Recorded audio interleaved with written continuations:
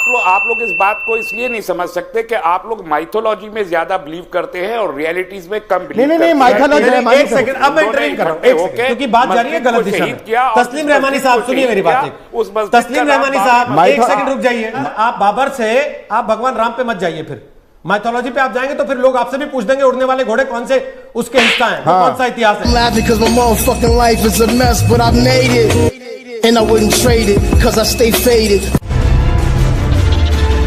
आपने कहा बाबर ने अखंड भारत बनाया था, हालांकि यह इतिहास चर्चा का मंच नहीं है इस समय बात होनी थी मौजूदा परिदृश्य में, वर्तमान दौर में, कल आने वाले शनिवार रविवार में अयोध्या में इतनी भीड़ क्यों जुटाई जा रही है।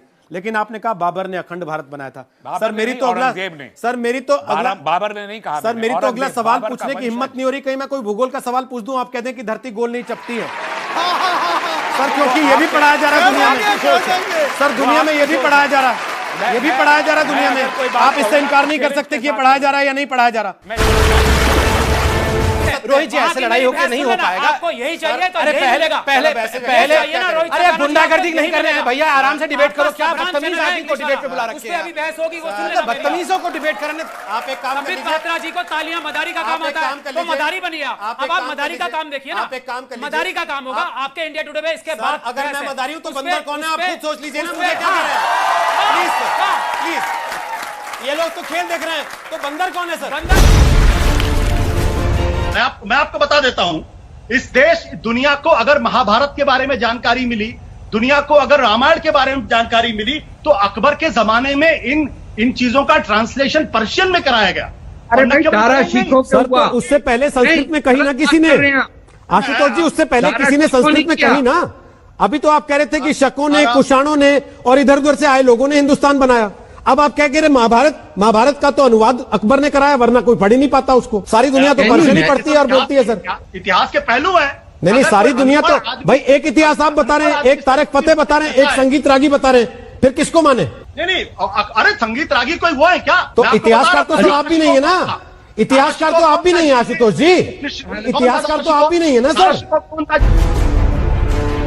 और मोदी जी खामोश बैठे, अमित जी भाई खामोश बैठे, क्योंकि लोग चाहते हैं देश में सिर्फ रिलीजन के नाम पे पॉलिटिक्स हो, रिलीजन के नाम पे वोट मांगा जाए। मगर मेरी आपके चैनल द्वारा इलेक्शन कमिश्नर से अकबर रिक्वेस्ट है कि योगी के भाषणों को पूरी तरह देखा जाए और उनको इस तरह के भाषण देने से रोक। और दूसरी बात, दिल्ली की बात करी, गौरव भाटिया, दिल्ली में चुनाव नहीं लड़ रहे ना गौरव भाटिया, मैंने पूछ लिया ना, पॉलिटिकल पार्टी को सपोर्ट कर रहे हैं, वो तो मैंने पूछ लिया ना सर मेरे भाषण से। लेकिन अब मैं आपसे एक दो सवाल करना चाहता हूं। आप कह रहे हैं चुनाव आयोग से यहां से अपील करना चाहते हैं, आप स्वतंत्र हैं, आप जाके चुनाव आयोग से शिकायत कर दीजिए, करना भी चाहिए अगर आपको ऐसा लगता है तो।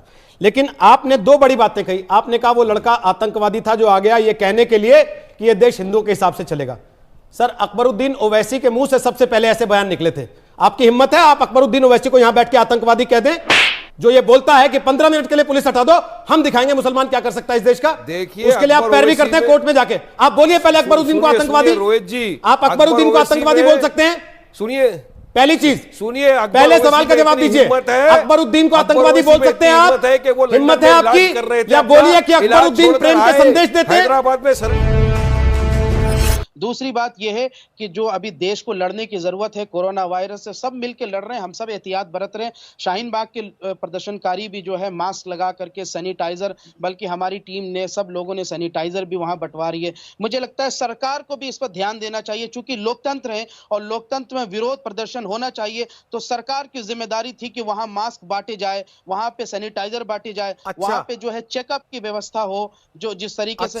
तो देखिए एक सैलरी ना बांध दे सरकार वहां पे हर दिन बैठने वालों की, कि इनको मासिक तनख्वाह देते हैं हम लोग जो धरना दे रहे हैं वहां पर बैठकर। नहीं। सरकार ने आपको नौकरी पे रखा है क्या धरना देने के लिए?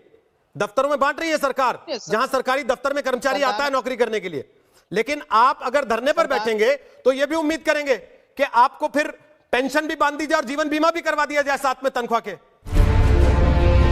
कि आज जो लोग ये कहते हैं कि हिंदुस्तान का मीडिया स्वतंत्र है, उनको भी अपने अंदर झांक कर देखना चाहिए, पूछना चाहिए क्या वाकई मीडिया स्वतंत्र है और क्या वाकई मीडिया जो कहना चाहता है वो कर सकता है। लेकिन इस चैनल पर बैठकर जितनी बार आप सवाल पूछते हैं, किसी ने रोका आपको कि आपने ये क्यों बोल दिया अमित शाह के बारे में, या किसी ने रोका आपको क्यों बोल दिया आपने नरेंद्र मोदी के बारे में? कभी आपके घर नरेंद्र मोदी का आदमी आया कहने के लिए कि बताइए भाई आशुतोष जी आपने ये क्यों बोल दिया था? या आपको दबाव डाला गया? इंटरनेट कानूनों का इस्तेमाल करते हुए आपको नोटिस भेज दिया कि आपने ये अपनी वेबसाइट पे क्यों छाप दिया? अब आपने बहुत संवेदनशील सवाल पूछ लिया। तो पूछूंगा।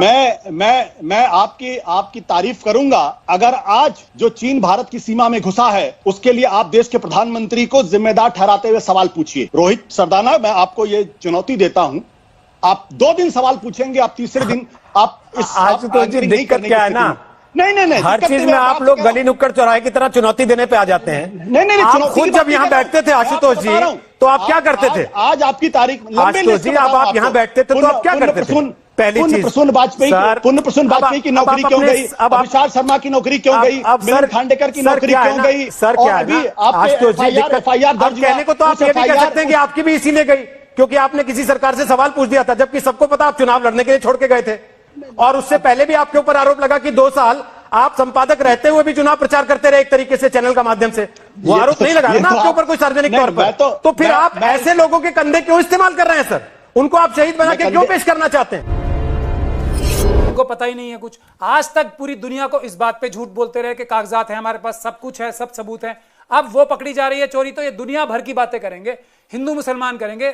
जो ये इंडोनेशिया की बात कर रहे हैं, आपको इंडोनेशिया में इंडोनेशिया, लेकिन इन्होंने आपसे पूछ दिया होता कि जिनकी आप पैगंबर साहब की पूजा करते हैं उनका आधार कार्ड कभी चेक किया है क्या आपने, जो मक्का जाते हैं? इनके लिए आप कहते हैं कि सबूत ले आओ तुरंत।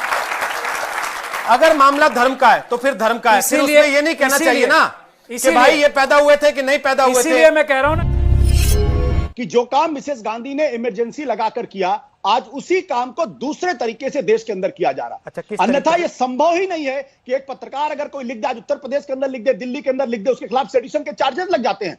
न केवल सेडिशन के चार्जेस लगते हैं बल्कि उसके उस मामले में देश का सॉलिसिटर जनरल अपीयर करता है। क्यों देश का सॉलिसिटर जनरल अपीयर करता है? क्यों बड़े बड़े पत्रकार, बड़े बड़े संपादक आज कर सकते हैं? और मैं आपने संजय झा का जिक्र किया है, मैं आपको बताना चाहता हूं कि संजय जोशी का नाम आप भूल गए। मैं आपका प्रशंसक रहा हूं, आप भूल गए और आज भी हूं। संजय जोशी ये बात कहना नहीं चाहता था। आप सेडिशन के चार्ज की बात कर रहे हैं। आप वो आदमी है जिसको थप्पड़ मार दिया था एक नेता ने। सर क्या बात है, क्या बात है, क्या बात है? काशीराम ने हाथ चलाया,